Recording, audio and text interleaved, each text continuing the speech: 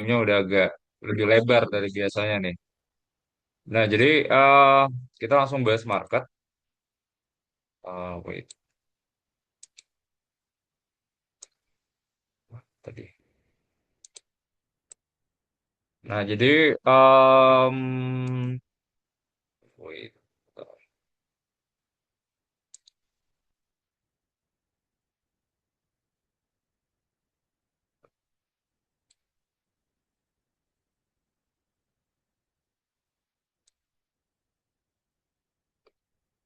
Nah, seperti biasa, Bapak Ibu semuanya, selamat pagi. Semoga sehat selalu. Jangan lupa berolahraga. Oke, kondisinya minggu ini lagi banyak yang nggak fit ya. Kayaknya orang tua saya, bapak saya juga lagi agak-agak drop. Teman-teman juga lagi ada yang kurang fit. Jadi tetap jaga kesehatan ya. Proteinnya tetap dikonsumsi. Olahraga jangan lupa. Ya karena moodnya juga kayaknya mungkin sedikit lebih bagus ya. 3 hari terakhir market kita udah hijau. Cuman let me share my take sebenarnya buat ke ISG-nya akan seperti apa kira-kira ya maksudnya 1 minggu dan 1 bulan ke depan. Jadi kita langsung bahas aja ya. Nah ini nanti di sesi yang emiten mungkin saya akan lebih banyak ke sahamnya instead ke makronya. Makronya mungkin yang udah sering banyak dibahas Bapak Ibu juga harusnya udah lebih udah paham lebih familiar gitu ya. Nah, jadi um, kalau dari sisi makro ya, in short-nya dulu sebenarnya di posisi sekarang sih sebenarnya saya masih belum berani naikin alokasi asetnya. Terakhir sih sebenarnya posisinya kan sedikit ya. Itu saya cuma 20% apa ya. Nah, cuman ada sebenarnya sangat concentrated itu benar-benar cuman ke satu dua saham yang sebenarnya saya pelan-pelan lagi lirik gitu ya. Tetap exposure-nya banking dan komoditi. Pas kemarin market agak sedikit naik, juga tambahin komoditi, cuman sebenarnya masih sangat sedikit gitu ya posisinya. Jadi em, mungkin pertanyaan satu gitu ya, kenapa saya masih agak konservatif? Karena satu sebenarnya pertimbangannya adalah saya tuh biasanya kan lihat proxy ya. Salah satu proxy yang saya pakai tuh buat kalau ngelihat Indo sekarang itu kan sebenarnya concern paling utama itu adalah trust ke negaranya, trust ke pemerintahnya. Apa yang jadi proxy bahwa trustnya tuh udah balik gitu ya. Maksudnya pure kita invest ke suatu aset itu kan sebenarnya bukan karena valuasinya murah, cuman ada ongoing recovery, ada fundamental recovery gitu ya. Nah, itu biasanya ke capture-nya dari mana? Dari flow. Nah, ini sebenarnya agak agak lumayan mix ya, karena kalau kita ngeliat di equity-nya tuh belum yang benar-benar confirm. Nah, jadi kalau kita lihat itu asingnya tuh masih banyak keluar gitu ya. Cuman menariknya kalau kita lihat data yang si SBN, obligasi, itu udah mulai masuk. Kemarin tuh size-nya sampai 1,2 billion US dollar. Jadi angkanya lumayan sebenarnya. Walaupun sebenarnya kalau kita breakdown by portion, itu size-nya tuh masih lebih kecil dibandingkan sama yang em, dari central banks beli posisinya. Nah, cuman tetap ya kalau kita lihat dari posisi yang terakhir rupiahnya pun masih under pressure ya. Kita rupiahnya itu masih under pressure, sempat mendekati 18.000. Jadi eh, saya belum lihat ini tuh benar-benar stabil gitu ya. Karena maksudnya ini nggak cuman yang kayak ya mungkin dari sisi foreignnya ada flow gitu ya masuk. Cuman kok kalau dari sisi lokalnya kayaknya enggak seagresif itu gitu ya. Makanya mungkin juga lagi wait and see. Mungkin juga ada pertimbangan bahwa nanti mendingan masuk nanti gitu ya. Karena kan ekspektasinya bahwa suku bunga ini kan masih bisa dinaikin lagi kan. Jadi mereka kayak kok kayaknya agak-agak nahan gitu ya. Makanya kelihatan kalau kita ngomongin pergerakan obligasinya, obligasinya tuh malah yieldnya tuh mengalami kenaikan gitu ya. Berarti artinya kan kalau yield naik, harga turun ya. Karena selalu ingat bahwa kalau harga turun, kenapa yieldnya naik Pak gitu ya. Karena kan nanti kalau kita pegang sampai jatuh tempo, sampai maturity kan dia jualnya kan di 100. Jadi kalau ibaratnya kita beli nih, misalnya oh harganya turun dari 97 ke 95. Nah, 95 itu kita beli di 95 itu kan ada gain kan, sekitar 5/95 kan. Itu adalah percentage gainnya plus sama kuponnya itu tadi. Nah, cuman appreciate-nya tadi ya, maksudnya dari sisi foreign kok udah pelan-pelan dengan kompensasi 100 basis point itu masuk. Cuman equity-nya tuh belum belum firm gitu ya. Walaupun kalau saya lihat sih sebenarnya yang Jumat kemarin eh, pressure-nya udah sedikit berkurang. Kalau kita lihat tuh asing jualannya net sell-nya juga cuma sedikit ya. Nah ini ya, cuman ya tetap ya saya masih masih wait and see dulu, lihat dulu maksudnya di bulan depan seperti apa. Dan yang kedua sebenarnya menarik adalah ya ini lepas dari tren secara historis ya. Jadi kalau kita lihat secara historis ini, posisinya sebenarnya itu Juli emang lebih aman gitu. Jadi kalau kita ngomongin dalam 10 tahun terakhir itu mungkin kita bisa bilang bahwa Juli biasa marketnya hijau. Kalau kita lihat based on probability itu hampir 100% gitu ya. Saya kemarin agak lupa nih angkanya. Datanya tuh gini berapa ya? Cuman posisinya bagus sih kalau kita lihat Juli gitu ya. Kenapa sebenarnya posisi Juli itu bagus? Karena kalau kita lihat kan sebenarnya concern paling utama tuh biasanya currency pressure tuh kejadian tuh di bulan Mei sama di bulan Juni biasanya. Oh, ini kalau kita lihat tuh rata-ratanya naiknya sampai 2,5%.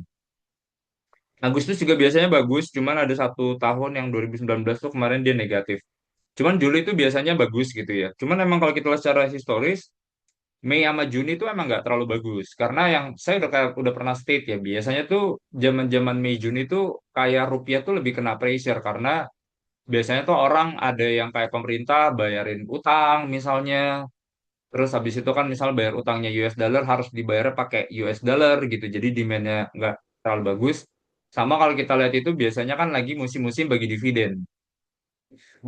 Dividen tuh bukan cum date-nya biasanya. Mereka tuh biasanya pakai yang payment date-nya itu kejadiannya itu di bulan Juni. Nah, jadi pas mereka uangnya masuk ke rekening, mereka langsung tuker tuh. Mereka langsung jual. Mereka punya, ya foreign portion kan di kita masih gede kan.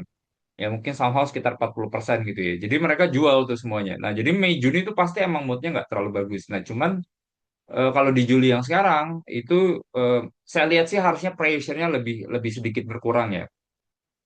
Cuman ya ini udah balik lagi ke Bapak Ibu sekalian, maksudnya seperti apa gitu. Cuman kalau saya prefer coba nonton dulu gitu, coba lihat dulu kondisinya seperti apa gitu. Karena ada beberapa data yang saya mungkin masih belum terlalu nyaman. Karena pertama adalah ya, maksudnya kalau kita ngomongin domestiknya, ya mungkin Bapak Ibu juga udah baca gitu ya. Kemarin data ekspor kita nggak terlalu bagus, non migasnya nggak terlalu bagus. Karena emang kalau kita lihat ekspor batu bara kita kan sedikit kena gitu ya, karena ya salah satunya adalah pangkas RKB. Pangkas RKB itu bagus buat harga, cuman volumenya tuh kena gitu kan. Apalagi posisi sekarang harga batu baranya turun lagi, jadi 140 sekarang 125 ya. Nah, jadi eh, itu yang saya masih nggak terlalu nyaman gitu. Bayangin kita ibaratnya dalam 72 bulan terakhir itu kita selalu trade surplus gitu ya. Kita terlalu trade surplus, sekarang for the first time dalam 72 bulan terakhir tuh kita trade-nya defisit. Jadi importnya masih tebel. Import sih sebenarnya ngasih sense-nya bagus ya, bukan kita bilang jelek sih. Import tuh mungkin ngasih gambaran kalau em, posisi permintaannya ada gitu ya. Demand-nya tuh masih kuat. Jadi in overall masih masih bagus gitu. Cuman ekspor tuh jualan kita. Jadi jualan ini nggak boleh lesu, nggak boleh kendor. Nah, karena yang jualan ini yang juga sebenarnya nahan sih nilai tukarnya. Cuman ya itu ya, maksudnya angkanya nggak terlalu bagus. Jadi nanti dulu deh gitu ya. Kedua, manufaktur gitu ya. Nggak tahu kenapa. Harusnya sih kalau misalnya importnya itu biasanya bagus. Kalau importnya juga barangnya barang capital gitu ya, capital goods instead consumer goods, pasti biasanya PMI ngikut. Jadi itu jalannya biasanya barengan. Nah, ini cuma jalannya nggak barengan. Jadi si manufakturnya turun, berarti artinya permintaan barang itu nggak yang capital goods ya. Mungkin capitalnya banyak yang di barang-barang konsumsi. Ya, which menurut saya sih nggak terlalu bagus ya, karena barang-barang konsumsi. Cuma kalau barang-barang model, kalau misal beli mesin, beli peralatan gitu ya, oke sebenarnya masih oke. Cuman kalau misalnya posisi sekarang, aduh, manufakturnya drop nih. Nah, kalau manufaktur drop, ini tuh biasanya kan manufaktur atau PMI itu kan leading indicator kan. Nah, dia tuh ngasih gambaran bahwa kira-kira mungkin ke depannya yang akan menjadi eh, ngedrag gitu ya, salah satu ISG-nya itu adalah pertumbuhan. Kita lihat sebenarnya harusnya pertumbuhan di second quarter itu nggak sebagus di first quarter. Semoga saya salah gitu ya, cuman harusnya beberapa data nggak ini ya. Terlepas dari kita ngomongin suku bunga itu mungkin kan belum terlalu kelihatan ya. Cuman kalau kita lihat manufakturnya nggak bagus, ekspornya juga udah lesu gitu ya, harusnya growth-nya nggak yang bagus-bagus banget. Nah, terus yang kedua adalah gini. Kemarin ini perdebatan ya, ini juga saya mungkin ini ya. Jadi kalau kita ngomong kan kayak kemarin di media juga mungkin banyak gitu ya, banyak orang yang meragukan datanya dari BPS. Ekonom tuh banyak yang meragukan itu ya. Jadi salah satunya adalah intinya masalah klasifikasi data gitu ya. Jadi kalau misalnya kita ngelihat namanya ekonomi itu kan import itu kan menjadi pengurang dalam ekonomi. Jadi kalau misalnya lihat komposisi kan ada konsumsi, C, tambah government spending, tambah G, tambah investment, ada dua, domestic direct investment sama foreign direct investment, tambah ekspor, kurang import. Nah, import tuh yang beberapa dalam ini tuh diklasifikasinya berbeda. Jadi kalau kita misalnya kayak beri barang dari luar import, itu ada yang klasifikasinya berubah, kayak contohnya misalnya jadi government spending atau dimasukin itu kayak contohnya jadi kayak direct investment gitu ya. Seperti itu. Nah, jadi treatmentnya seperti itu dan itu mungkin udah kelihatan dari zaman second quarter 2025. Nah, pertanyaannya adalah kalau kemarin first quarter bagus gitu ya, apakah karena ya salah satunya kan adalah di tahun lalu itu kan low base ya. Di tahun itu lalu itu low base. Nah, kalau kita seandainya ngeliat data kuartal kedua, harusnya kan ini udah apple to apple nih. Maksudnya penghitungan klasifikasinya udah sama gitu ya. Nah, apakah bakal growth-nya bakal sama kayak yang di first quarter? Nah, itu yang jadi pertanyaan. Ya, kita coba lihat sebenarnya, apakah datanya bagus atau enggak.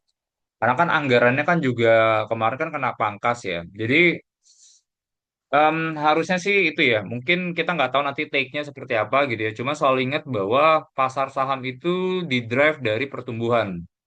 Jadi kalau misalnya growth-nya nggak muncul, em, saya masih merasa nih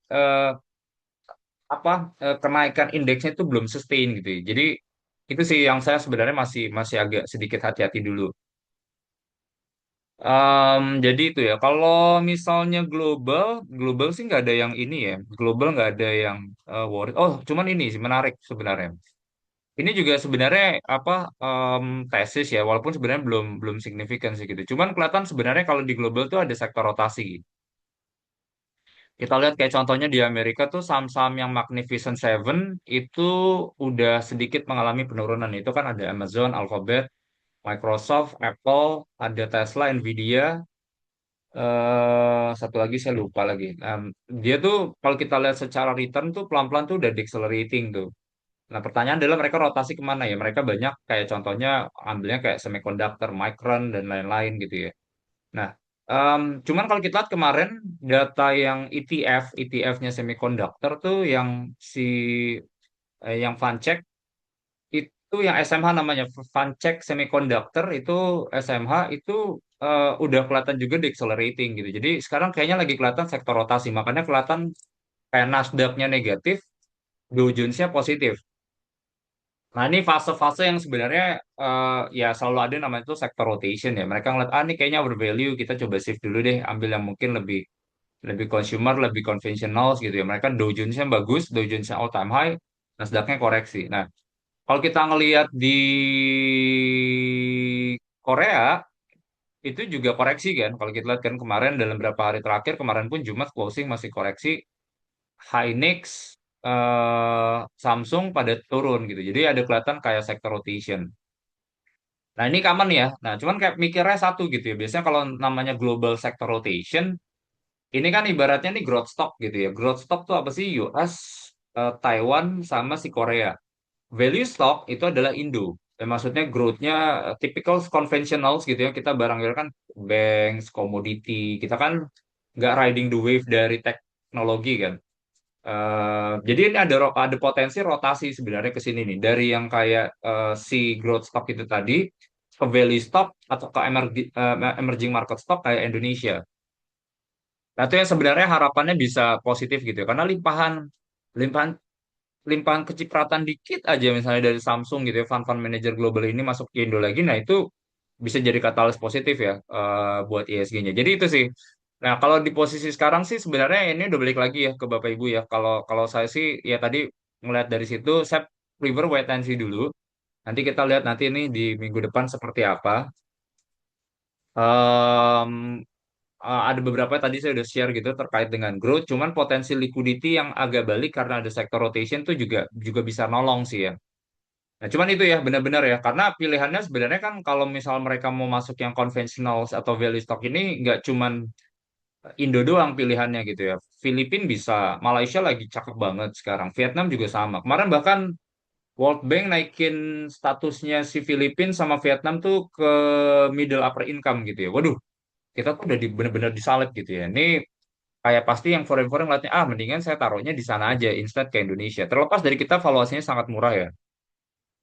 Ya cuman itu ya, pasti kecipratan-kecipratan sih harusnya ada ya. Ya semoga itu bisa positif. Nah, sektor selectionnya apa? Ya, saya satu udah selalu saya bilang nih bahwa banking nih, yang ini ya, yang mungkin yang Bapak Ibu yang lebih konservatif, yang mungkin risk profile-nya atau jantungnya mungkin nggak terlalu kuat ya. eh, saya sih prefernya tetap di banking. Kalau nggak jantungnya nggak terlalu kuat ya. Maksudnya kayak BCA tuh udah nomor satu yang paling aman. Downside, upside-nya Bapak Ibu tenang lah. Kalau misalnya pengen punya target, kok target saya cuma 15% tahun ini. Ya BCA udah bener-bener kayak apa? Udah tugonya, udah ya ya terserah nih bisa concentrated boleh juga atau misalnya boleh diversify ke beberapa saham yang lain. Cuman yang simpel bayangin kalau misalnya BCA kemarin 5650, nanti misalnya 6500. Nah, itu kan udah 1000 per 5000 itu aja udah 20% kan. Jadi disesuaikan target return kita tuh berapa gitu. Jadi pas nyusun porto itu pun juga target return itu tuh yang jadi base gitu. Kalau seandainya target return kita 10%, ya kadang nggak usah terlalu pusing ke equity. Maksudnya taruh aja di single A rating bonds misalnya. Atau misalnya yang single A rating kan yang kayak INKP, MDKA tuh masih dikasih 10 ke atas kan. Nah, cuman kalau memang fokusnya mungkin targetnya 15-20, nah itu barulah kita mix. Jadi eh, benar-benar diperhatiin tuh target returnnya tuh seperti apa. Nah, ini akan ngaruh sebenarnya buat ke target porto. Cuman karena memang saya pribadi target portonya juga nggak yang signifikan, cuma 15%. Jadi itu sih sebenarnya kayak lumayan konservatif. Nah, cuman kalau misalnya jantungnya agak kuat, saya udah pernah ini ya, Mas, bahwa komoditi adalah yang benar-benar tugonya. Kalau yang jantungnya kuat ya, karena volatility-nya sangat tinggi. Eh, Benar-benar kadang tiba-tiba 8%, besok bisa turun 10%. Besok 8% turun lagi 10%. Ada berita turun lagi 10%.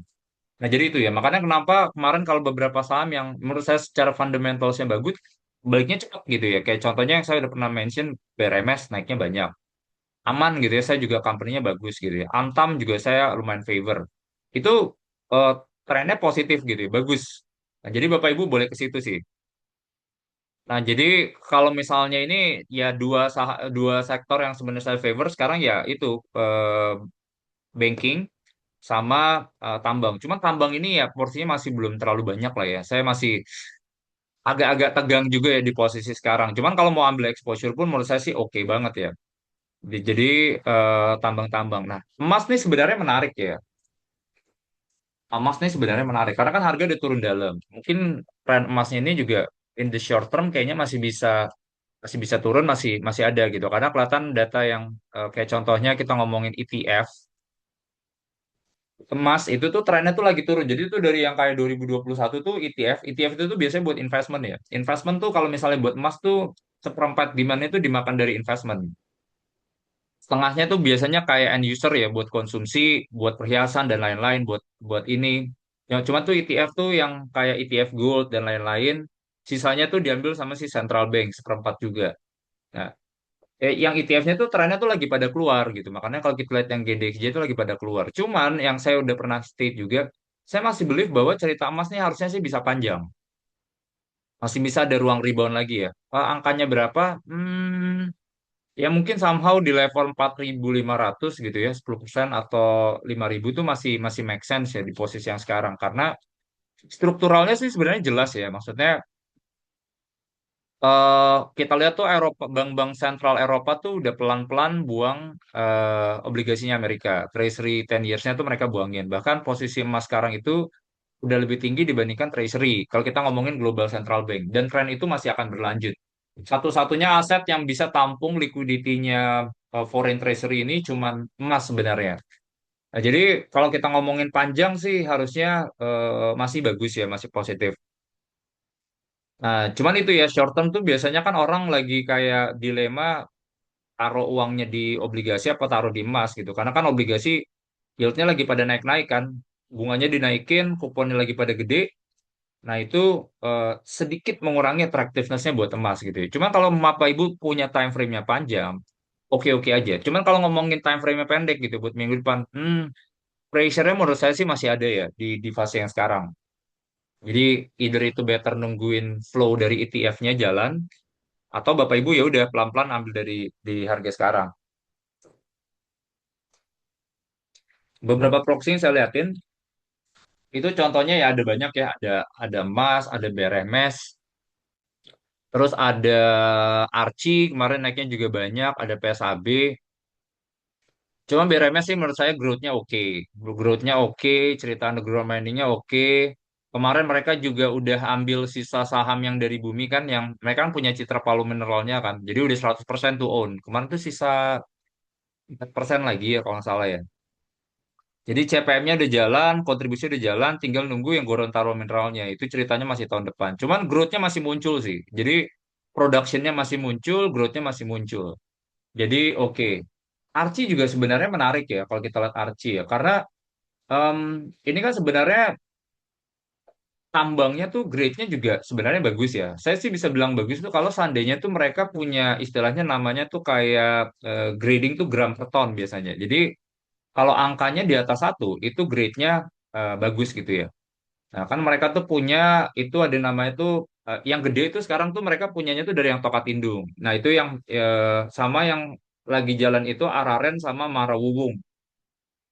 Nah, cuman yang sebenarnya growth-nya bagus itu nanti bakal muncul dari yang kopra. Kopra tuh dibilang tuh bisa sampai 2,5 gram per ton.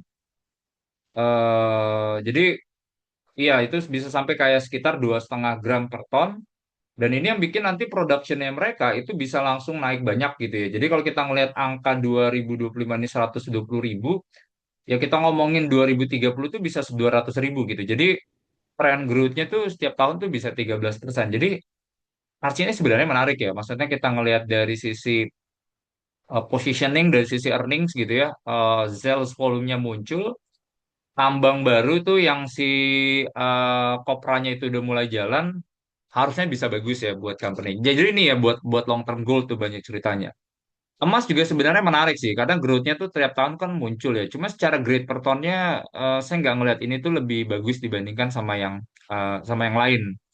Secara grade-nya berarti artinya adalah mungkin kalau kita ngomongin data, istilahnya kan proxy buat ngelihat tambang itu efisien atau enggak, bagus atau enggak, tuh ada namanya AISC. AISC itu adalah all in sustainable cost gitu ya. Jadi all in sustainable cost ini tuh biasanya ya eh, kita akan bandingin posisinya sama peers-nya. Nah, kalau yang kemarin si Archie itu tuh datanya all in sustainable cost-nya dia tuh turun gitu ya. Kemarin tuh sempat dia 2.100 dolar gitu ya per ounce-nya. Kemarin udah 1.700. Nah, ini udah mirip-mirip sih sebenarnya kayak kayak BRMS gitu ya, level-levelnya di situan semua. Indika Energi yang bawa emas juga angkanya di 1.700 gitu. Jadi ada perbaikan gitu ya, ada perbaikan. Jadi gold nih Bapak Ibu boleh coba liatin ya. Cuma benar-benar buat yang panjang aja ya. Cuman gitu sih.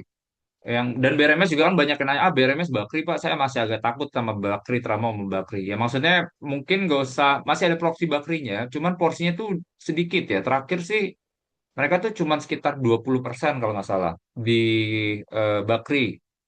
Jadi enggak itu yang di buminya. Cuman BRMS saya lupa deh berapa angkanya. Cuma kalau terakhir saya ngobrol sih kayaknya sekitar 18-20%. Nah, kalau kita lihat manajemennya di atas kan juga dalamnya tuh udah salim-salim ya, CFO-nya Salim, ada Pak Agus Projo di dalam gitu ya. Nah, jadi itu sih gold menarik buat dilihat. Sama tembaga ya, tembaga ini kalau misal punya exposure-nya ini, saya masih believe tuh cerita tembaga tuh masih bakal bagus gitu. Karena intinya nih ya, barangnya kepake di mana-mana kalau kita lihat. Investment buat AI ini kan juga gila-gilaan gitu ya. Demand buat contohnya data center, buat energi baru, kita ngomongin EV, itu pakai tembaga. Jadi tembaga-tembaga ini cerita panjangnya menarik sih. Jadi ini gold dan tembaga saya kayaknya convictionnya lebih tinggi sebenarnya. Eh, tembaga sih lebih lebih ininya tuh tembaga secara ininya tuh saya lebih suka proxy ceritanya dibandingin kayak mungkin secara urutannya tuh adalah tembaga, kedua mungkin gold ya. Nikel mungkin ketiga, kenapa? Karena gini sih, ya itu maksudnya di posisi yang sekarang itu kan yang kalau nikel itu kan 70% tuh masih pakai yang baja kan, stainless steel. Jadi demand nikel itu tuh 70% dipakai buat stainless steel, cuman nggak mix nih sebenarnya datanya. Karena kalau kita lihat yang China, itu kan nggak terlalu bagus sebenarnya. Trennya production stainless steelnya nggak bagus. Cuman India tuh ngebut terus. Nah, jadi India lumayan ngebut. Nah, jadi data-data yang kayak nikel, nickel pig iron, ferronickel harganya nggak bagus-bagus. Cuman kalau yang baterai listrik, saya juga nggak ngelihat yang bakal superior banget ya growth-nya ya, kecuali dia LFP ya, lithium ferrofosfat gitu. Jadi pelan-pelan sebenarnya eh, permintaannya masih ada, cuman growth-nya nggak akan yang wow banget. Jadi itu sih. Timah juga sebenarnya bagus ya. Maksudnya kalau harga sih pasti stabil-stabil aja. Cuman kalau kita ngomongin tins tuh akan harganya stabil ketolong dari volume gitu ya. Cuman kalau ngomongin kita pure dari harga komoditinya aja, tins mungkin nggak akan yang kemana-mana. Karena tins ini kan juga proksinya kan dari growth ya. Maksudnya kalau kita China demand nggak terlalu bagus ya pasti agak susah nih. Karena biasanya banyak dipakai buat ke elektronik. Itu sih, habis itu ya batu bara kayaknya juga nanti dulu ya batu bara. Saya agak hati-hati dulu. Banyak banget regulasinya yang saya agak takut gitu ya. Kemarin kan Pak Balil sempat mention juga. Contohnya adalah, yaudah deh, ini kok kita barang supply ke PLN-nya kok dikit ya. Jadi sempat mati lampu. Kan karena sebenarnya kan PLN tuh butuh 150 juta ton. Kemarin cuman ada 140, PLN butuh 153. Intinya ada kurang sekitar 13 sampai 14 juta ton. Nah, pertanyaan adalah, wah, apa yang dikejar caranya? Ya mau nggak mau, yaudah kalian jangan jualan dulu keluar. Kalau jangan jualan dulu keluar, berarti mereka mau nggak mau harus beresin yang ke dalam. Berarti mereka harus jual ke dalam. Ya tahu ya harga ke dalam kan lebih lebih murah dibandingkan sama harga keluar. Bisa sekitar 70-an, cuman ikutin grading. Cuman intinya harganya lebih murah gitu ya. Itu yang saya sebenarnya, waduh, ini resikonya terlalu banyak gitu ya. Saya masih masih nggak terlalu nyaman sebenarnya. Nah jadi itu ya. Kalau CPO, CPO sih bagus sebenarnya nanti second half karena tahun ini tuh prediksinya kalau kita secara data ininya dia tuh bakal ada El Nino kuat. Cuman El Nino kuat ini biasanya ya sentimennya sih biasanya langsung terbang. Cuman kalau ngomongin dari sisi fundamentalnya biasanya baru kelihatan nanti setelah 18 bulan, 1,5 tahun, 2 tahun, baru tuh productionnya drop, harganya tuh udah baru pada tinggi-tinggi gitu ya. Cuman cerita CPO nih jangka pendek kayaknya agak sedikit terbatas ya. Karena pertama kan harga minyaknya udah turun. Jadi insentif orang buat pakai B50 ini jadi terbatas walaupun pemerintah tetap komit dibilang 1 Juli bakal jalan. Cuman kemarin kan ada dibilang kayak kelonggaran kalau kalian masih punya inventory B40 pakai itu dulu, beresin dulu semuanya. Cuman itu ya di posisi sekarang sih sebenarnya insentif buat B50 ini udah menurut saya sih terbatas ya. Karena ya harga minyaknya pun juga lagi turun. Jadi belum lihat dulu sih CPO in the short term belum lihat dulu. Jadi itu sih dua aja yang kita akan coba lihat. Nanti saya akan detailsnya di emiten ya. Sama terakhir ada market strategi ya, yang biasanya saya update di tiap awal bulan. Yang menarik adalah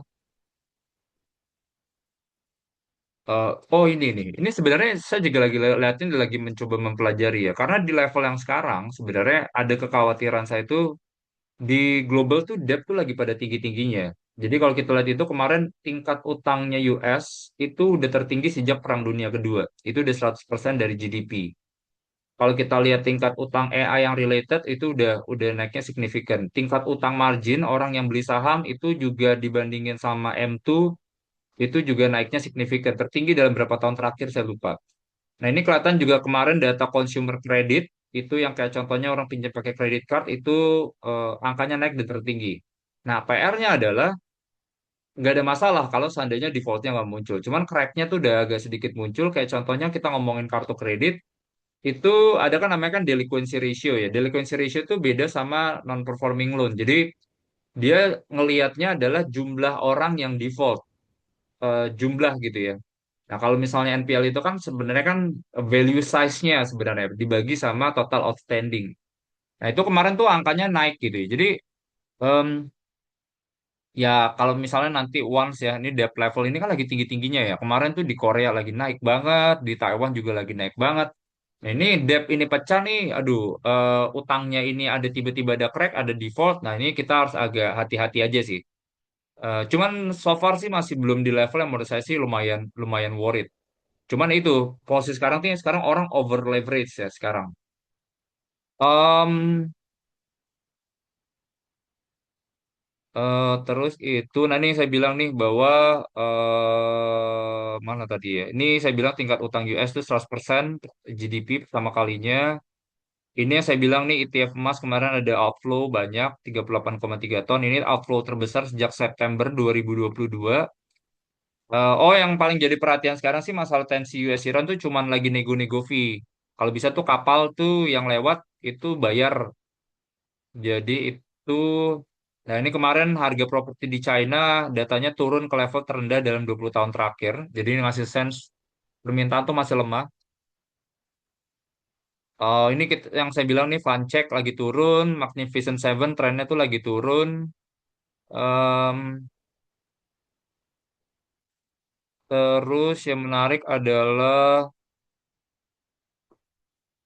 oh nih kenapa saya bilang juga pressure ke rupiahnya tuh masih tinggi ya. Sekarang tuh saya kemarin lihat data ini ya, data currency. Jadi yang posisi long buat US dollar itu tuh posisinya meningkat sampai 34,3 miliar US dollar. Ini adalah level tertinggi dalam 18 tahun terakhir. Jadi orang fund manager, hedge fund gitu ya pada believe tuh semuanya beli currency semuanya. US dollar dilihat tuh bakal bakal bagus.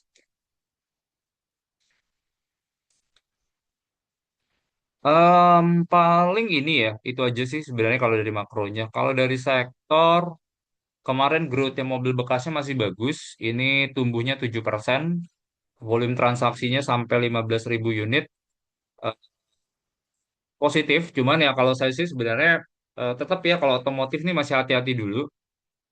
Selalu kalau kita lihat NPL-nya itu lagi pada tinggi, bank-bank lagi pada takut, multi finance juga lagi pada mikir karena bunganya lagi pada mahal. Jadi itu ya.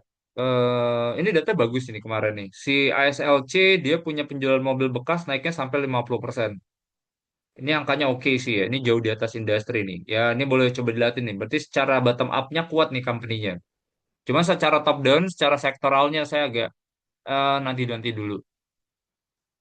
Ini kemarin Real Estate Indonesia minta Kemendagri buat nurunin BPHTB untuk stimulus properti ya. Kan kemarin kan PPNDTP-nya udah ya dikasih ya. PPNDTP dikasih kan yang bebas 100% kan. Cuman second half kayaknya nanti kan turun jadi cuman 50% doang ya. Jadi yang sebelumnya 11 jadi nol, yang nanti di second half-nya jadi 11 jadi 5,5. Saya nggak tahu tuh jadi nol lagi atau tetap 5,5. Jadi itu bisa dorong properti. eh Cuma saya pribadi masih belum belum dulu. Angkanya banyak yang belum terlalu bagus so far. Yang menarik lagi adalah ini yang saya bilang nih PMI jatuh. Oh nih gas. Gas ini lumayan worried sebenarnya. Karena kemarin tuh kan kalau kita lihat yang buat yang industri non HGBT itu adalah kayak industri yang sebenarnya kan harganya nggak diatur sama pemerintah. Nah ini kemarin pemerintah itu minta tuh kalau bisa yang non HGBT ini harga gasnya diturunin. Nah ini yang saya menurut saya tuh agak ya lumayan berat ya. Maksudnya kita buat lihat company-company kayak Pigas. Tunggu bentar ya. Nah, ini bakal berat sebenarnya buat company-company kayak Piges, kayak Raja gitu. Karena kalau misalnya yang kayak dulu-dulu kan kalau yang harga HGBT itu kan yang diatur, itu kan bisa 6,5 dolar sampai 7 dolar. Nah, cuman kalau yang misalnya yang non HGBT itu kan sebelumnya di 9,6 dolar. Itu pun udah rendah ya. Karena kan dulu sempat bisa kayak, bisa tinggi itu bisa sampai 20. Nah, jadi dibilang nih bahwa kalau bisa tuh yang LNG di industri non HGBT itu tuh diturunin jadi 13 dolar per MMBTU. Nah, padahal kalau kita lihat yang sebelum-sebelumnya itu harganya bisa 20 sampai 23 dolar. Nah, ini bakal kena sih, margin tuh bakal kena. Nah, jadi karena kan sebenarnya eh, penurunan harga ini kan pasti kan bakal muncul tuh dari kayak efisiensi di sepanjang rantai pasokan. Ada transmisi, ada dan lain-lain. Jadi profit tuh mungkin bakal ini ya, bakal bakal ada bakal kena pressure ya. Jadi itu yang menurut kita sih sebenarnya agak agak hati-hati. Ya terlepas dari kita lihatnya bahwa si Pigas ini bisa melakukan efisiensi. Cuman pasti spreadnya tuh dari take yang mereka ambil sama yang end user pasti bakal kena. Jadi itu ada dampak, cuman ya itu ya pasti kan dia bisa mitigasi cost-nya tuh lebih efisien. Cuman ini ya, ini menjadi sentimen negatif sih. Ini yang saya bilang nih, inflasi kemarin juga tinggi, 3,3%. Neraca kemarin defisit 1,6. Ini 72 bulan terakhir padahal udah surplus. Paling itu ya. Emiten Ciputra, Ciputra bagi dividen. Ciputra kan company bagus sebenarnya. Saya suka sih sebenarnya bisnis model Ciputra ya, karena di posisi yang sekarang nih mereka nggak terlalu pusing ibaratnya masalah kayak land bank land bank. Jadi atau misalnya mereka nggak usah terlalu pusing terkait dengan investment buat ke tanah gitu, karena kan tanah kan lagi pada mahal kan. Karena kan bisnis model Ciputra ini kan tipikalnya mereka joint operator. Jadi ada yang punya tanah, kita kerjain, kita developer ntar bagi dua. Nah, jadi mereka tuh capex tanahnya tuh lebih enak tuh sebenarnya. Jadi neracanya bisa lebih clean. Paling kepake kan duangnya buat modal kerja kan. Jadi itu sih. Cuman bagusnya si Ciputra juga, dia tuh punya inventory days-nya bagus. Jadi inventory days itu tuh ngasih gambaran kayak eh, berapa lama sih sebenarnya pemain properti itu ngejual dia punya propertinya. Rata-rata kan kayak bisa sampai 1.000 hari kan, 900 sampai 1.000 hari. Karena banyak inventorinya kan banyak banget sebenarnya. Nah, Ciputra tuh di antara yang lain tuh dia masih lebih bagus sih. Company-nya bagus, sangat bagus. Cuman saya nggak terlalu nyaman dari sisi sektornya aja. Alsip bagian dividen tunai kemarin. Alsip juga sebenarnya company-nya ini ya. Saya sih sebenarnya ini ya. Saya kurang terlalu nyaman. Saya udah pernah sharing sih. Intinya kalau ngeliat yang buat ngeliat emiten, tanya satu tuh selalu mikir bahwa apakah ini company masih bisa tumbuh apa enggak. Nah, Alsip tuh kemarin kan dia tuh sebenarnya kan jualannya tuh ke internalnya aja kan. Mereka banyak kasih ke SCMP. SCMP kan dia biasanya tuh package itu jadi downstream, jadi minyak biasanya. Nah, cuman LC itu yang saya agak lumayan worried adalah dia kan usianya tua ya, 19 tahunan. Jadi itu yang bikin produksinya agak-agak terbatas. NCKL bakal bagi dividen nih. NCKL ini sebenarnya menarik ya. Karena NCKL ini kan kemarin dia punya salah satu tambang yang rotary kiln-nya tuh udah jadi, udah ramp up. Nah, jadi itu bakal bagus. Ntar coba saya coba cari.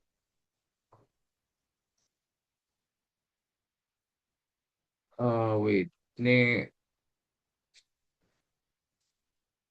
Nah, jadi kalau kita ngomongin yang CNCKL ini, ada yang terakhir deh. Nah, jadi kalau kita lihat itu kan kemarin dia EBITDA-nya agak turun kan 36,6% karena mereka punya produksinya lagi pada naik, royalti lagi pada naik gitu. Cuman bagusnya nanti si KPS-nya itu udah rampung. Jadi itu kayak smelter rotary kiln-nya mereka yang ketiga. Sama nanti yang mereka punya ONC itu smelter itu expal ya, itu jadi itu kapasitasnya juga lumayan tuh 60.000 ton. Jadi ini sebenarnya masih menarik ya kalau Bapak Ibu pengen punya exposure ke NCKL ini masih masih menarik. Jadi ada revenue tambahan tuh dari si Rotary Kiln-nya sama HNC-nya. Ekspektasi earnings kita sih masih bisa tumbuh tuh sampai sekitar 12% sih. Masih oke sih. Maksudnya ini masih double digit. Saya sih ngeliatnya masih masih oke angkanya. Jadi itu era jaya bagian dividen. Era ini menarik sebenarnya. Cuman ya di posisi sekarang ya US dollar tuh lagi pada tinggi. Biasanya cost-nya tuh lagi pada naik. Harga harus dinaikin. Biasanya tuh kalau US dollar naik, harga dinaikin, biasanya pertumbuhannya agak drop. Nah, jadi itu sih. Era jaya company-nya bagus, valuasinya murah gitu ya, earnings-nya ini. Cuman itu ya tadi ya, saya eh, concern soal US dollar tuh pasti bakal bakal kerasa nih buat emiten-emiten yang tipikalnya retail. Nah, sama yang kedua ya itu, maksudnya ini marginnya tipis kan kalau era jaya, karena kan mereka distributor, margin 2-3%. Nah, jadi sangat tergantung nanti terkait dengan ekspansinya di era jaya lifestyle-nya. Era jaya lifestyle ini margin tebel sebenarnya 6%. Cuman di posisi yang sebenarnya masih introduce. Mereka tuh masih kayak coba jelasin nih brandnya. Caji masih coba dikenalin, GD masih coba dikenalin gitu ya. Jadi banyak kayak Xpeng juga masih di tahap introduce. Jadi ini butuh waktu sebenarnya buat ramp up. Mereka punya profitability.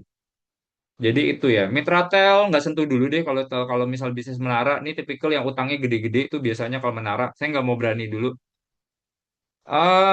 Wifi. Nah, ini menarik nih sebenarnya. Wifi ini kan kemarin angkat Pak Hasim ya. Ya mungkin orang udah tahu juga sih di dalamnya ada Pak Hasim. Sama salah satunya adalah Hendrik T. Ini Bapak Ibu bisa googling. Ini dulu zaman-zamannya Indah Kiat ya.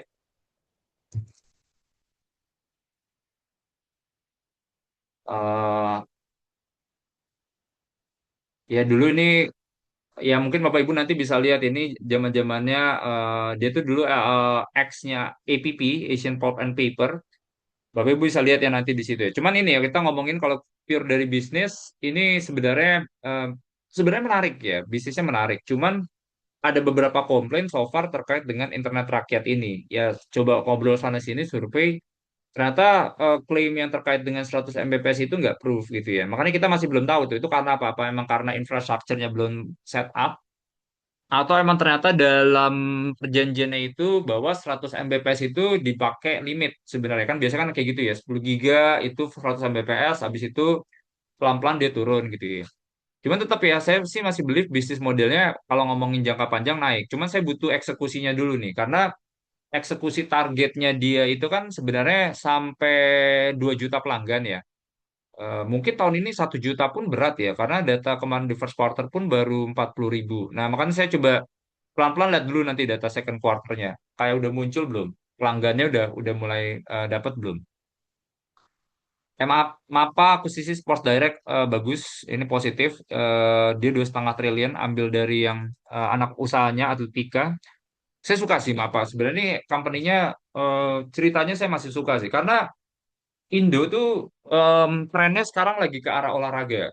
Jadi saya lihat, nah, ya mungkin Bapak Ibu juga pada ngeliat semua ya. High Rocks lagi booming banget gitu ya. Semuanya pada ini. Kita tahu mereka punya gear equipment itu signifikan orang bener-bener lari gitu ya. Sepatunya banyak. Bisa berani belanja buat kayak clothing tuh sampai baju 4 juta. Jadi saya lihat nih arahnya ke situ ada gitu. Dan kalau misalnya ngomongin kayak misalnya kayak contohnya sepatu ya. Sepatu itu kan juga orang nggak beli satu buat selamanya ya. Karena kan mereka ada kayak kilometer yang sebenarnya bikin solnya tuh, outsole-nya tuh udah habis gitu. Kayak 1.500 kilometer udah habis, udah ganti. Yang nanti misalnya buat race ada sepatu lagi. Nanti kalau lagi cedera ada recovery ada sepatu lagi.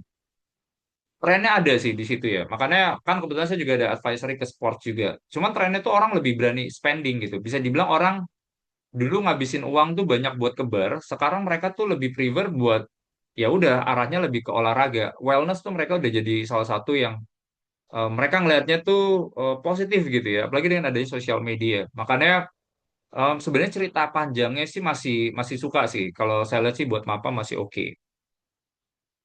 Jasa marga ntar dulu, saya nggak berani dulu. Susah nih, tipikal yang debt levelnya juga lumayan gede. Traffic juga kayaknya nggak kemana-mana ya. Apalagi traffic existingnya malah trennya tuh malah turun gitu. Jadi nanti dulu sih. DSSA ini menarik sebenarnya.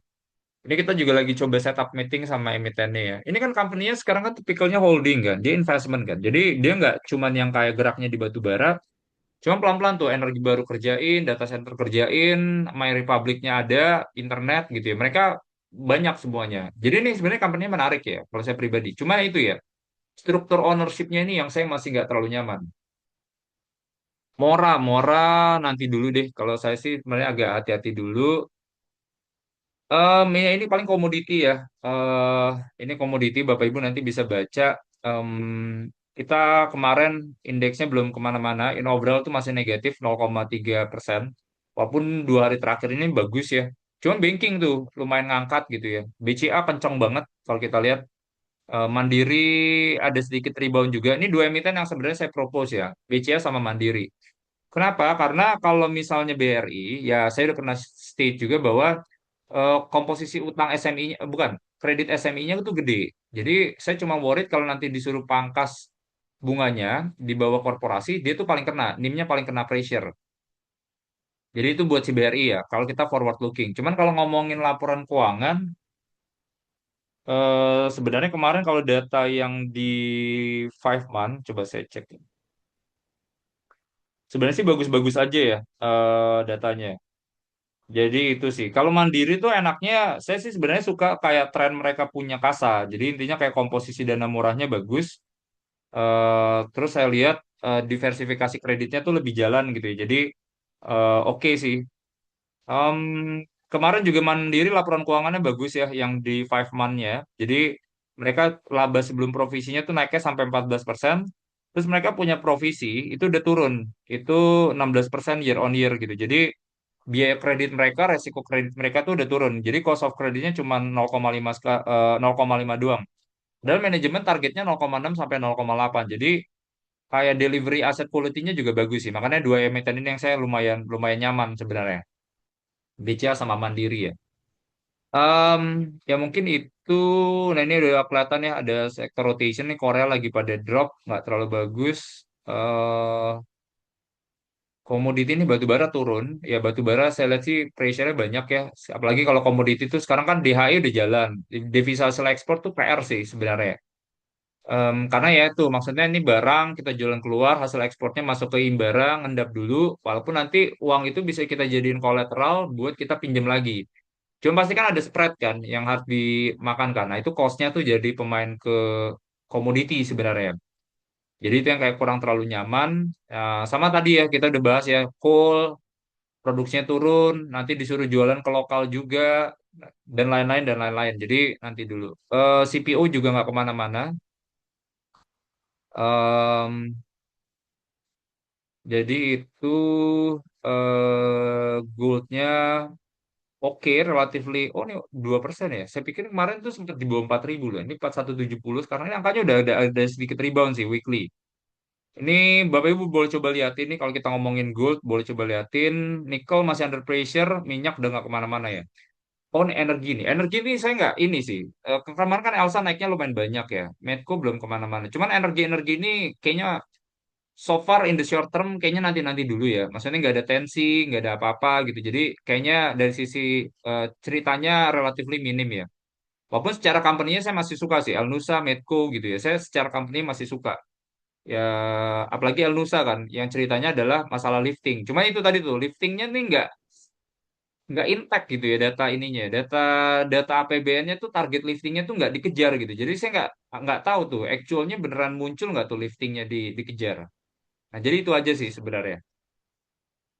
Ini rupiah, ini ada pressure kembali melemah, nih hati-hati juga. Saya masih wait and see dulu nih, pengen lihat rupiahnya. IDX financials-nya turun, cuman ini bukan kayak yang bank. Oh, BRI-nya yang turun. BRI turun kemarin lumayan. Kalau industrial itu tuh kena di mana kemarin ya? Industrial itu, oh wait.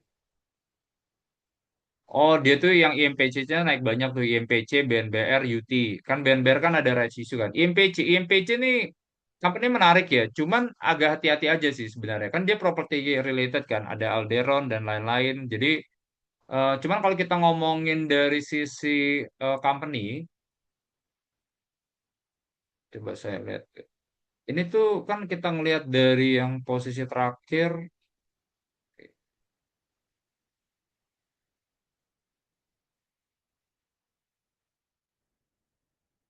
pertama concernnya adalah ini valuasinya sangat mahal gitu ya. Terlepas dari mereka punya growth, itu angkanya bagus ya. Kita ngomongin dulu bottom line 300 gitu ya. Kita ngomongin sekarang di 2025 tuh udah 600. Bahkan kemarin di first quarter-nya bagus gitu ya. Jadi datanya positif. Cuman yang agak worried itu tadi ya masalah valuasi sama kalau kita ngeliat dari struktur profilnya. Jadi kalau kita lihat di sini sebenarnya kan posisinya IMPC ini kan Bapak Ibu mungkin lihatnya aman kok Pak, masyarakatnya banyak gitu ya, 24,4%. Nah, ini free float di atas 20% ini sebenarnya udah oke, green tick bahwa kita bisa masuk. Karena kalau terlalu kecil tuh resikonya lebih gampang diotak-atik aja sih. Saya sih nggak terlalu ini. Nah, cuma menariknya kalau kita breakdown data itunya, 24% itu tuh sebenarnya masih ada tiga yang gede. Itu ada Providensia yang wealth-nya 4,5, ada Trimegah 3,4, ada Pak Haryanto Cipto Diharjo itu ada 1,15. Jadi itu kalau coba dihitung-hitung tuh ya mungkin sekitar 9% tuh. Jadi mungkin posisi free float sekarang tuh mepet-mepet 15% atau di bawah 20%. Kurang nyaman sih sebenarnya. Mana tadi? Eh, iya di sini ya. IMPC itu hati-hati sih di situ ya, karena terlalu terconcentrated. Hati-hati aja. Kalau ibaratnya kalau free floatnya udah tipis tuh lebih gampang dimanipulatif. Saya nggak bilang manipulatif, cuma lebih gampang buat dimanipulatif. Jadi itu ya. Kalau BNBR, BNBR kan kemarin dia baru rights issue ya. Salah satunya kan adalah dia pakai itu nanti buat beresin utang. Kan dia baru akuisisi jalan tolnya tuh dari yang punyanya Waskita ya. Nah, dia kan beresin itu buat buat utang. Cuman tuh biasa ya, kalau BNBR sih saya masih nggak berani sih em, buat ke company-nya. Karena bisnis tol itu tuh berat gitu ya. Bisnis tol itu berat di posisi yang sekarang. Coba saya lihat ininya dulu deh. Bisnis tol itu tuh berat gitu. Biasanya tuh kan mereka kan konsesinya dikasih panjang-panjang. eh Biasanya baru kayak EBITDA positifnya aja tuh baru tahun ke-10 gitu ya. Apalagi kalau kita lihat kan traffic tuh kalau kita ngomongin zaman dulu 2014 sama sekarang tuh ramp up-nya tuh benar-benar lambat ya. Banyak yang nggak sesuai ekspektasi sih. Apalagi nih company kalau kita lihat earnings-nya masih banyak goyang ya. Dulu tuh kita ngeliat company masih bisa earnings 200 miliar, 300 miliar. Sekarang first quarter-nya nggak terlalu bagus. Valuasinya juga sangat mahal. Dan kalau kita lihat struktur shareholders-nya, masyarakatnya tuh 33,3% ya. Cuman kalau kita lihat di dalam-dalamnya itu sebenarnya masih banyak yang tipikalnya insti-insti gede gitu ya. Itu ada Eurova tuh pegang 6,7. Enggak, Eurova udah masukin. Kita tinggal buang Grand Marvel, Legacy, Investama, dan lain-lain. I can say mungkin ya secara ininya paling tipis-tipis 20% sih ya. Posisi mereka punya free float. Jadi kalau saya sih tuh biasanya nggak terlalu, belum terlalu nyaman ya kalau BNBR ya. Paling itu ya industrial. Ini yield obligasi lagi pada naik semua. Nah, ini asing masih pada keluar terus ya. Kalau kita lihat di sahamnya masih pada keluar terus. Cuman SBN nih saya bilang datanya udah lumayan bagus, udah mulai masuk. Walaupun sebenarnya kalau kita ngomongin secara weekly flow belum yang bagus-bagus banget gitu ya. Maksudnya udah ada tren perbaikan, saya agree gitu ya. Cuman belum yang wow. Jadi itu ini kita nggak usah takut. Ini kita lihat nih. PI kita cuma 8,9 kali. Intinya gini, kalau Bapak Ibu panjang time frame-nya, sebenarnya nggak usah takut ya. Kita ngomongin panjang tuh lebih dari 1 tahun. Masuk aja sekarang gitu ya. Walaupun kalau kita ngomongin jangka pendek masih bisa turun nggak? Ya masih bisa. Cuman jangan diliatin aja portonya. Cuma kalau kita ngomongin panjang 1 tahun, 2 tahun, 3 tahun gitu ya. Ini simpelnya sih kalau ibaratnya kita masuk indeks di valuasi PI 8,9 kali, ini kan sama aja kayak kita pegang obligasi yang ngasih bunganya sekitar 11% ya. Nah, jadi ini masih kalau buat panjang sih Bapak Ibu masih masih boleh ya. Eh, nah, ini kita bahas sedikit soal saham ya. Banyak juga ya. Oke, ini kita short aja ya. Ternyata udah jam 10 loh. Nanti kita sisain buat ke Q&A. Ratu nih kan upstream ya. Upstream tuh minyaknya tuh ceritanya udah nggak terlalu banyak ya. Maksudnya tensi udah beres. Cuman tuh mereka tuh mereka nih company lagi agresif. Saya juga kemarin terakhir ketemu sama manajemen sama IR juga. Intinya sih mereka kan banyak akuisisi. Mereka punya jabung cepu. Cuma mereka tuh lagi belajar. Pelan-pelan tuh mereka investment. Nanti mereka mau jadi operating company. Sama mereka kan ambil yang Blok Madura kan dari Sinok. Nah, itu yang bakal nambah sebenarnya. Jadi top line-nya nih growth-nya sebenarnya ruangnya masih ada. Cuman itu ya, upstream ceritanya ini udah relatively terbatas sih. Jadi kayak saya pribadi sih nanti dulu. Indosat ini menarik sebenarnya. Jadi saya kemarin juga coba ini ya, cek ya. Jadi ternyata data-data, ini kan ibaratnya kita kalau ngomongin data internet tuh bisa kita pecah yang di bawah 50.000 sampai di atas 50.000. Nah, ini kita lihat sebenarnya kayak contohnya Excel. Excel tuh ada paket tuh yang murah tuh yang di bawah 50.000. Paket bebas apa gitu ya, saya lupa namanya. Nah, itu tuh sekarang ngasihnya berapa giga, itu tuh sekarang udah di double harganya. Nah, jadi udah kelihatan kok, oh yang ini udah di bawah 50.000 udah nggak terlalu berantem nih. Udah nggak terlalu berantem. Nah, terus kalau kita lihat yang si Indosat, itu juga sama sebenarnya. Yang tarif-tarif di bawah 50.000, itu mereka udah pada turunin. Ntar ya, saya coba cek nih.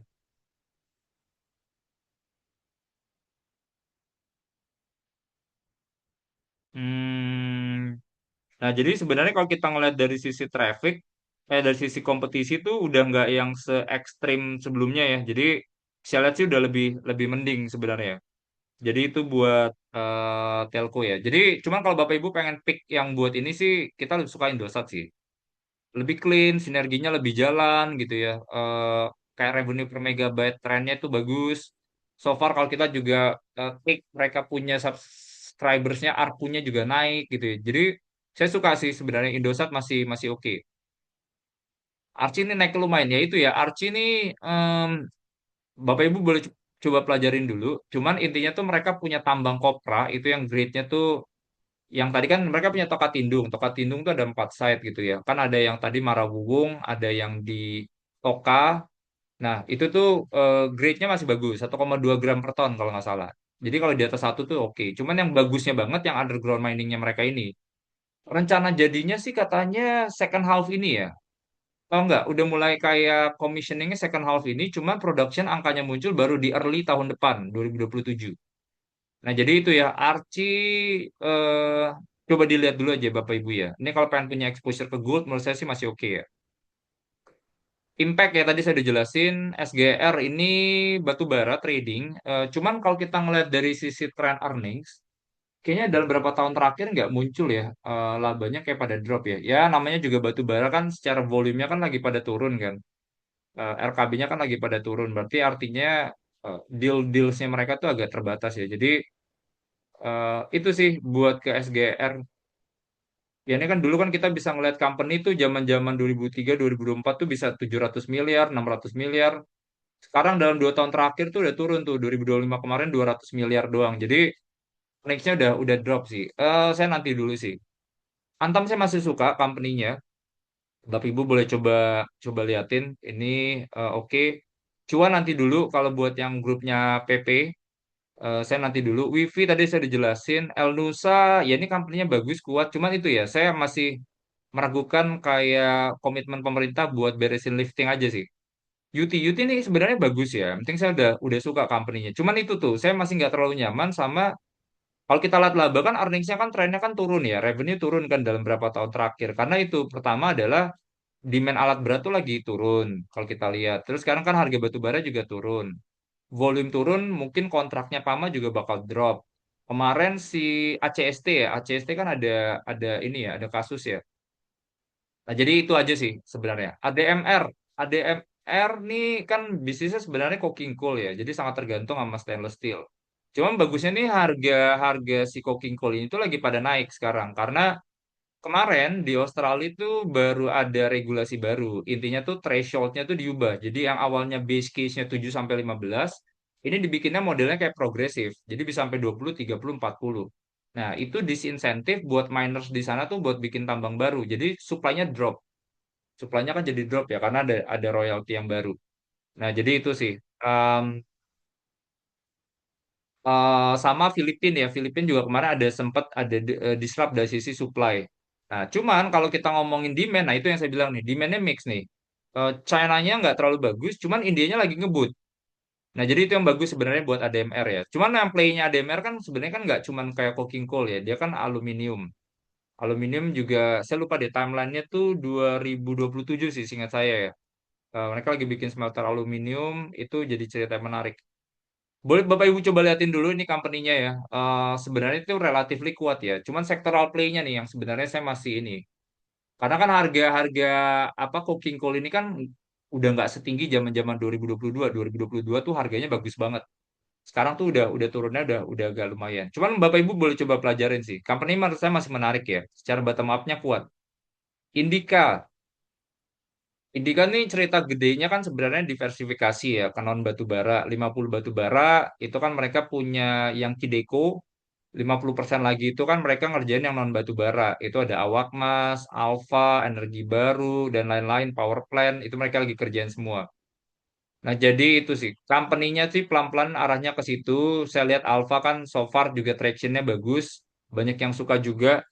Awakmas juga ini in overall juga bagus gitu ya. Cuman kan mereka commissioning-nya tuh baru tahun depan ya. Jadi itu sih. Indika Energi, saya to be honest sih sebenarnya kurang nyaman ada karena masih ada porsi batu baranya aja. Jadi saya pribadi ntar lebih wait and see dulu aja sih. Cuma kalau Bapak Ibu pengen coba liatin company-nya, ini company-nya bagus ya, kuat. Boleh coba dieksplor. ICBP, ICBP, saya sih sebenarnya lagi suka consumer ya sekarang ya, lebih aman sebenarnya. Mungkin volatility-nya lebih lebih minim dan saya lihat tuh pertama adalah sekarang kan kalau Hormuz sudah dibuka, itu kan harga soft commodity-nya udah pada drop. Kopi udah drop, gula udah drop, habis itu ada coklat juga udah drop. Harusnya buat semua consumer-consumer tuh udah lebih positif harusnya kalau Hormuz udah dibuka. Nah, jadi itu sih. Walaupun nanti ICBP hati-hatinya laporan keuangan kuartal 2 ya. Karena kan dia punya US dollar portionnya kan gede itu di situ. Jadi mungkin earnings-nya tuh bakal ketekan di situ. NCKL tadi saya juga udah cerita, ini mereka ada yang dari PKS sama yang ONC-nya ya, itu commissioning tahun ini yang bakal ngangkat mereka punya earnings ya. MBMA juga oke sih, saya juga suka gitu ya. Karena mereka tuh sekarang kan selain mereka di Expal, mereka tuh udah bisa jual-jualan yang kayak yang di upstream tuh kayak high grade nickel HGNM, high grade nickel materials itu mereka jualan, saprolite limonite-nya juga mereka jadi jualan gitu. Jadi itu ngangkat earnings sih. Ini laporan keuangan juga harusnya sih bagus ya. ESA ya, ESA ceritanya ini ya. Ini company sebenarnya oke-oke aja, cuman karena tren sektoralnya aja sih sebenarnya. Kan dalamnya juga kita tahu lah ada Pak Boy Thohir, Triputra di dalam gitu ya. Nah, cuman ini mereka tuh concernnya ya harga minyaknya kan udah pada balik semua kan. Jadi nggak ada concern-concern masalah kayak amonia pasti udah pada beres, harganya jadi pada turun. Itu aja sih case-nya buat ESA ya. IGES tadi under pressure, salah satu adalah harga HGBT itu pasti jadi PR. Walaupun mereka bisa efisiensi di bagian pipanya, cuma pasti itu take-nya jadi lebih kecil ya secara margin ya.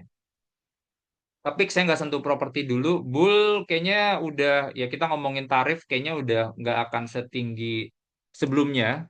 Karena hormusnya udah beres gitu. Jadi nanti dulu sih, kalau saya sih pribadi nanti dulu.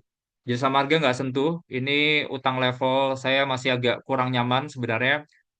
Bisnis jalan tol, tipikal yang kayak cash flow-nya butuh waktu panjang, traffic mereka juga belum terlalu bagus so far. BRI, BRI, TCPI saya no comment deh. BRI ya tadi ya, saya tuh sebenarnya kalau bank, kalau BCA bagus ya, Mandiri juga bagus ya, cuma BRI-nya malah negatif. Karena itu sih, 70% mereka exposure-nya di SMI ya. SMI disuruh pangkas bunganya kalau bisa lebih rendah dibandingkan bunga kredit korporasi. Bayangin SMI yang nggak ada kolateral disuruh bunganya lebih rendah dibandingkan kredit korporasi kan ya nggak ini ya maksudnya jadi ya bagus lah kalau kita ngomongin negara kita pinjam ke bank enak bunganya murah gitu ya cuman kalau buat banknya kan pusing ya. Kalbe ini company bagus ya cuman ya itu PR-nya tuh masalah US dollars jadi banyak cerita makronya yang kasih pressure ke Kalbe. Pani Pani kemarin sih marketing sales first quarter-nya bagus ya. Marketing first quarter-nya bagus, growth-nya bagus, walaupun itu masih relatively inline karena tahun lalu tuh dia angkanya low base. Cuman ya saya pribadi ya properti saya nggak sentuh sih karena ya suku bunga masih bisa naik, 70% orang masih pakai mortgage, nanti dulu sih.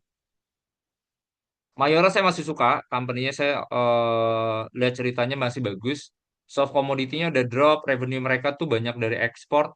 Brandnya kuat, equity-nya kuat, mereka selalu market share di setiap kategori gitu. Jadi earnings juga murah ya. Sekarang kayaknya mungkin Mayora cuman 12 kali atau 13 kali PE ya.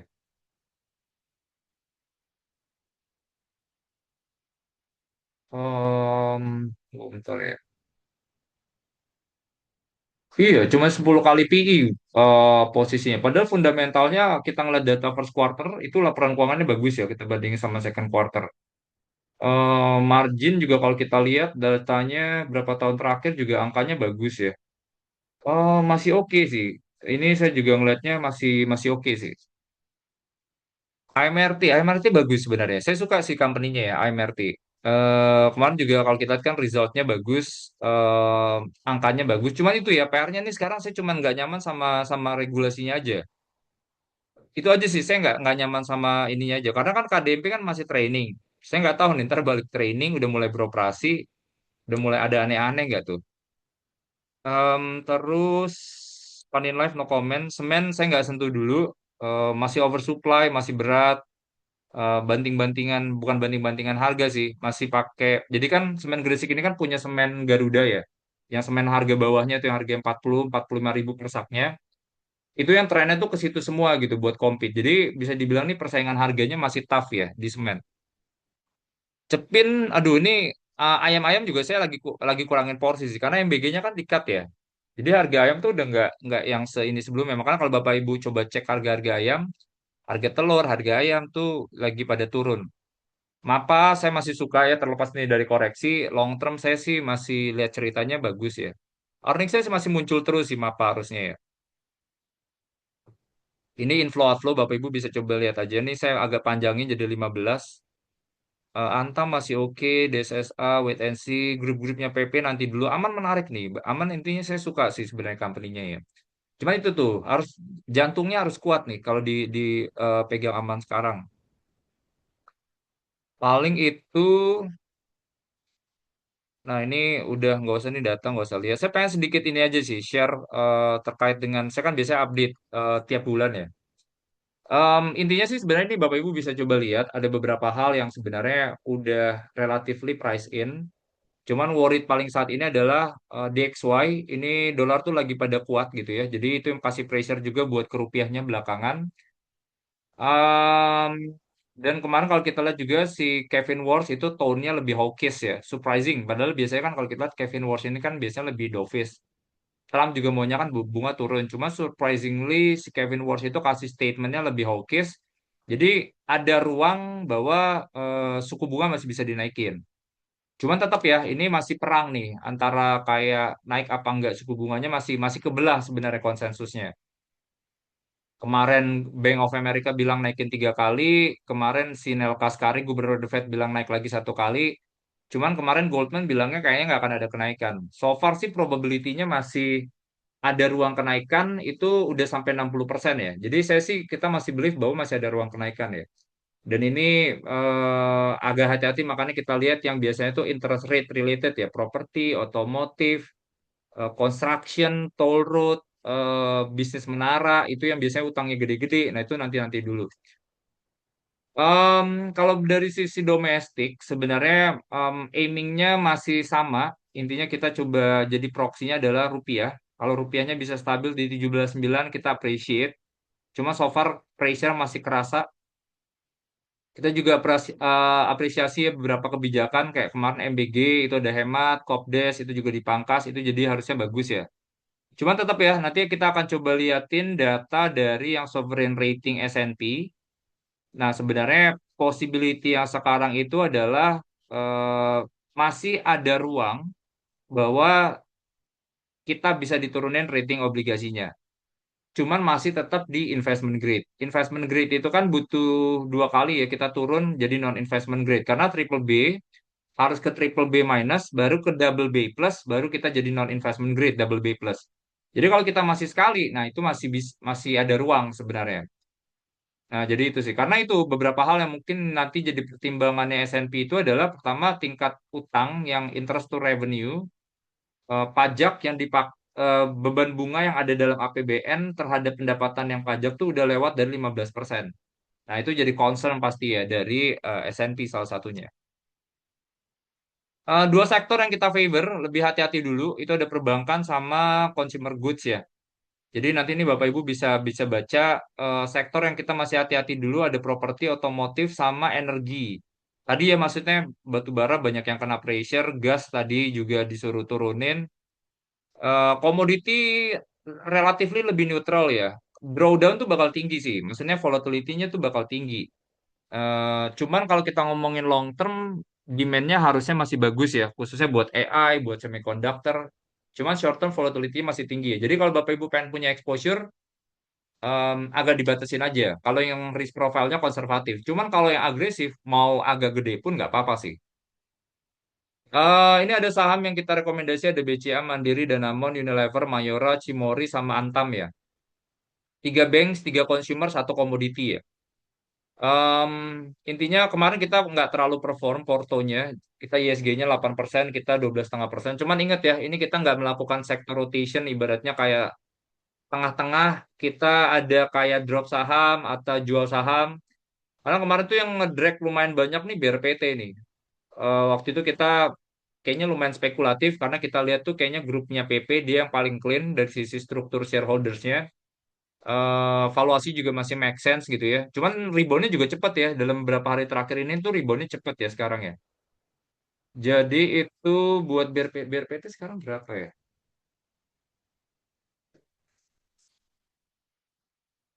Iya, sekarang udah 14,85 tuh. Naiknya udah dari yang harga terakhir itu 12,85. Berarti udah 216% tuh ya. Ya, cuman kita kalah di situ ya. Cuman in overall sih sebenarnya kalau kita ngeliat secara awal tahun, Porto kita masih beat ISG ya, spreadnya sampai 10%. Eh, ini rekomendasi kita BCA suka. BCA ini play yang sebenarnya menarik buat suku bunga lagi dinaikin. Karena dia liquidity-nya tebel, jadi orang nggak usah pusing. Mandiri saya suka, ini dia punya komposisi dana murahnya bagus. Bank Danamon bagus, support MUFG-nya. Cuman walaupun sebenarnya ini sekarang lagi coba tunggu ya, kira-kira mekanismenya akan seperti apa. Jadi itu oke. Unilever ini proxy. Saya lihat sih sebenarnya data mereka punya home and personal care sama food refreshment-nya bagus. Market share-nya juga sekarang udah stabil di 33.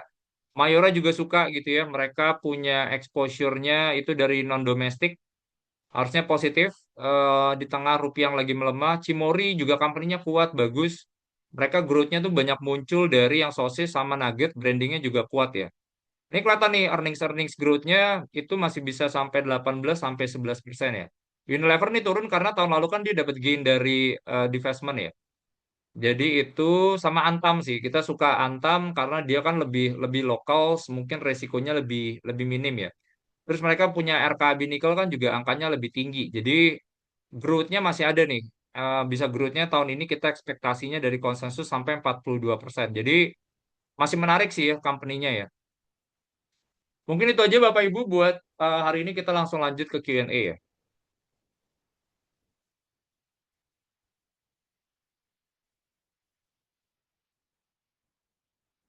Bentar ya, saya minum bentar ya.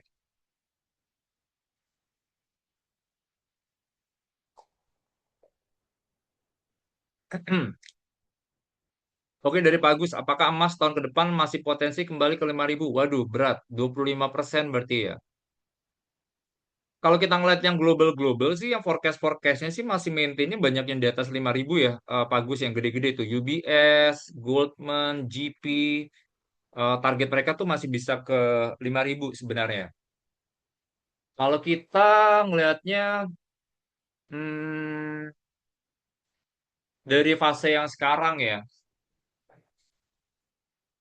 sebenarnya gini sih, kalau di fase yang sekarang ini kan sebenarnya mungkin akan sedikit disatraktif buat emas ya. Kita ngomongin jangka ini karena assuming Indo masih bisa naikin obligasi lagi, misalnya 100 basis point, berarti kan obligasi-obligasi yang korporasi itu kan bunganya pasti bakal menarik-menarik ya. Jadi bayangin kalau Java aja kemarin dia single A plus udah ngasih 9.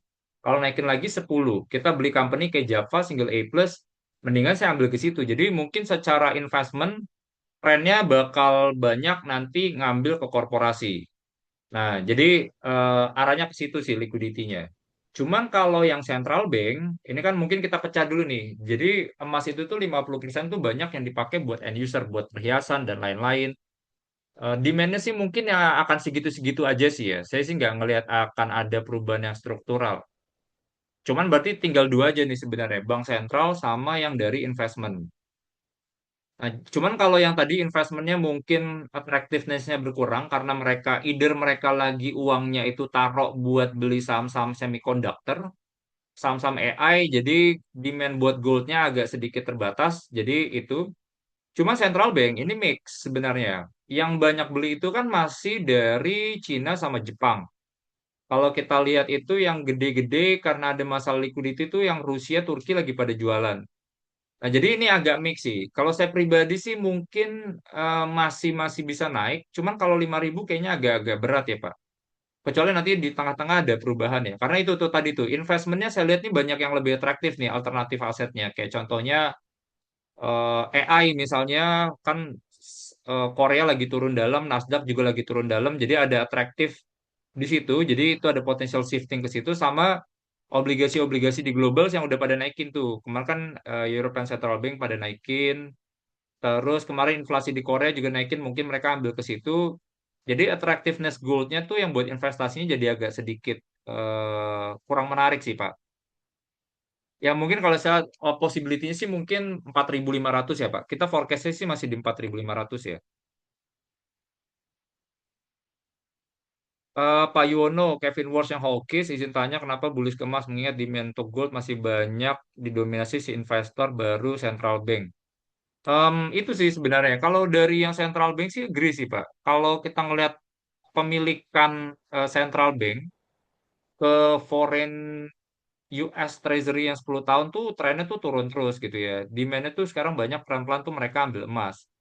Ya mereka pasti tahu ya, maksudnya ada beberapa resiko soal US. Bayangin ini company utangnya udah gede. Kemarin ada data lagi tingkat utang interest to revenue-nya mereka ya, namanya debt service coverage ratio-nya tuh udah sampai 20% gitu ya. Resikonya banyak. Fiskal defisit mereka bisa sampai 6% gitu ya. Jadi ada beberapa hal yang bikin worried sebenarnya central bank-nya. Cuman ya itu, Cina juga masih beli terus ya. Cina juga masih beli terus walaupun sempat kemarin melambat, cuman belakangan udah kencang lagi ya Cina beli ya. Jepang juga masih beli terus. Jadi itu sih. Cuman investmentnya nih Pak. Saya investment ini yang kalau mikirnya, kalau misalnya yang tadi kayak contohnya ETF ya. Gold tuh ETF-nya tuh lagi pada keluar semua. Jadi yang orang beli ETF gold yang di break sama physical gold gitu ya, itu pada turun. Yang tadi saya bilang 38,3 ton itu terendah dalam berapa tahun terakhir ya? Coba deh. Tadi saya lupa tuh. Wait. Iya, dia tuh itu adalah outflow terbesar sejak September 2022. Nah, itu yang saya bilang investmentnya nih lagi pada nahan nih. Kayaknya mereka mendingan uangnya taruh di semiconductor, taruh Nasdaq, atau mungkin nanti beliin Samsung, atau mendingan mereka ambil obligasi korporasi yang ngasih yieldnya lumayan tinggi gitu ya. Jadi arahnya gitu sih Pak. Kalau hawkish ini kan berarti kan tone-nya adalah dia bakal naikin suku bunga. Karena ya kita tahu sih, mungkin logiknya gini, hawkish itu kan berarti artinya dua. Obligasi itu ada dua kan Pak Yono ya. Ada yang on the run tuh berarti dia udah jalan gitu ya. Ada yang off the run tuh baru launching. Yang on the run, kalau misalnya ini dinaikin, harusnya kan bisa dibilang jadi kurang menarik kan. Mendingan kita ambil obligasi yang baru. Nah, berarti permintaannya nanti orang yang misalnya tadi ya, udah deh, kalau suku bunga dinaikin, saya nggak mau ambil dulu obligasi sekarang. Mereka lagi punya cash. Mendingan kita ambil nanti obligasi yang baru launching karena dia udah ngikutin benchmark rate yang baru. Karena kan tone-nya hawkish kan. Jadi itu sih Pak Yono ya. Bullish ke emas sih sebenarnya long term ya. Sebenarnya kalau short termnya tuh saya masih agak hati-hati dulu. Cuman long termnya tuh saya masih believe bahwa eh, strukturalnya itu kayaknya semua central banks tuh masih bakal beliin terus tuh emas. Dan yang namanya investasi ini kan juga pasti nanti ada namanya asset rotation ya. Ketika mereka ngelihatnya, oh obligasi kita udah ada exposure, mereka akan kayak take profit, shifting lagi ke emas gitu. Jadi kan pasti ada rotation aset aja sih Pak. Kalau misalnya tiba-tiba udah peak puncak suku bunga nggak akan dinaikin lagi, ada ruang penurunan nanti, baru habis itu kan mereka akan melakukan asset rotation. Bagus NCK sama DMR. Menarik. Mana Pak di harganya sekarang? NCKL sama DMR. Waduh. Hmm, ntar ya. ADMR tuh terakhir kita target price-nya di berapa ya? Kalau ngomongin short term ya, harga nikel tuh, harga coking coal tuh lagi bagus, Pak. Ini short term aja ya. Saya mungkin agak ininya. Kalau short term, harga yang batu bara metalurgi met coal atau yang met coal atau coking coal ini tuh harganya lagi bagus. Yang saya bilang tuh bahwa kan salah satu yang ngasilin gede itu kan si Australia kan. Australia itu lagi ada skema baru yang royaltinya. Jadi dulu yang base-nya 7 sampai 15 beda-beda, sekarang dibikin progresif. Jadi yang nambang-nambang tuh males lah disinsentif gitu. Jadi trennya nggak terlalu bagus. Sama kemarin kan juga ada disrupsi ya dari Filipina itu yang bikin harga itu short term sekarang lagi pada naik. Jadi kalau misalnya coba Pak Agus coba cek tuh ADMR tuh harganya tuh lagi pada bagus. Jadi menarik sebenarnya. Terus yang kedua yaitu ya smelter aluminium ya walaupun ceritanya bukan sekarang itu juga jadi cerita yang positif sebenarnya buat company-nya. Kalau NCKL tuh kan kemarin dia jadi ya yang rotary kiln electric furnace-nya. Cuman tuh biasanya saya nggak terlalu suka yang smelter rotary kiln ini karena kan harga yang nickel pig iron sama ferronikelnya kan nggak terlalu bagus ya sekarang ya. Demand-nya jelek, Cina lagi oversupply. Nah, jadi adspalnya mereka yang ONC-nya yang jadi itu yang harusnya bisa bagus. Eh, itu sih. Cuman ya to be honest ya, kalau di posisi sekarang sih saya lebih prefer lihat asetnya coking coal sebenarnya dibandingin nikel-nikelan. Karena nikel-nikelan tuh ya yang kayak mungkin ya ini ya kita ngomongin jangka panjang ya. Pertama kan sekarang eh, teknologinya kan nikel mangan sama kobalt kan 811. Cuman tuh tren yang LFP itu tuh demand-nya benar-benar banyak shifting ke situ ya.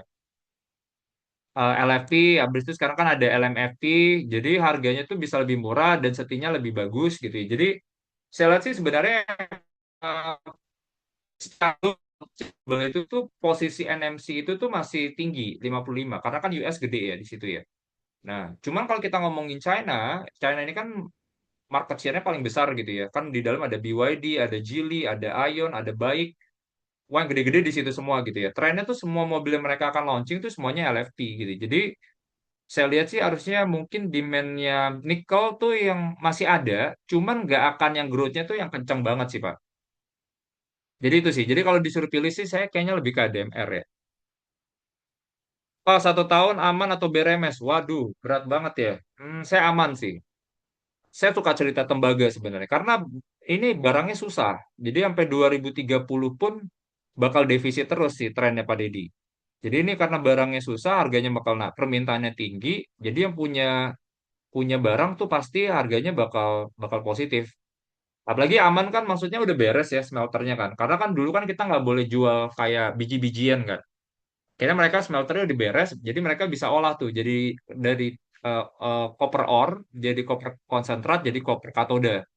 Nah, jadi mereka udah bisa jualan copper katodanya. Walaupun sebenarnya smelternya itu tuh bukan jadi cerita yang menarik. Cuman karena udah lewat ya udah. Maksudnya smelter itu kan yang saya udah pernah cerita ya bahwa kalau mereka jual koper katoda, mereka tuh udah bisa jual 95% dari harga LME. Jadi London Metal Exchange, harga benchmark, mereka udah jual bisa di situ. Nah, cuman mereka invest katoda, baru habis itu mereka bisa tambahan 5%-nya tuh, jadi 100%. Ya cuma kan pertanyaannya investment cost versus incremental return kan. Nah, itu yang jadi ini. Cuman ya karena udah lewat, jadi menurut saya sudah udah positif mereka udah bisa jualan. Pak Anso aman gimana hingga tahun ini setelah kuota pelonggaran ekspor konsentrat habis? Ya pasti mereka bisa perpanjang sih Pak harusnya ya. Kuota pelonggaran ekspor konsentratnya habis. Kan mereka udah koper katoda sih Pak sekarang nanti jadi semuanya jualannya koper katodanya. Pak Rangga, Pak Niko musim El Nino apakah bisa angkat Algeciras? Secara historis sih bisa Pak. Secara historis bisa, cuman butuh waktu biasanya 1,5 tahun sampai 2 tahun. Itu yang bisa jadi katalis positif. Ada nggak ya ininya reportnya? Coba bentar deh saya cek. Em,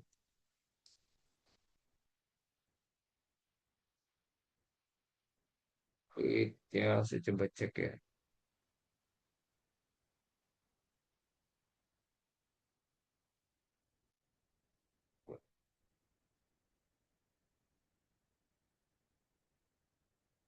Oh ini saya coba share satu report ya.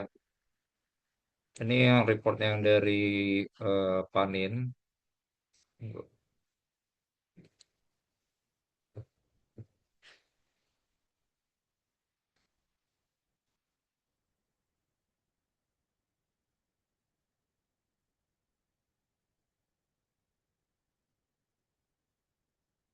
Nah ini saya coba share satu report. Ini buat benchmark aja, buat yang CPO tadi.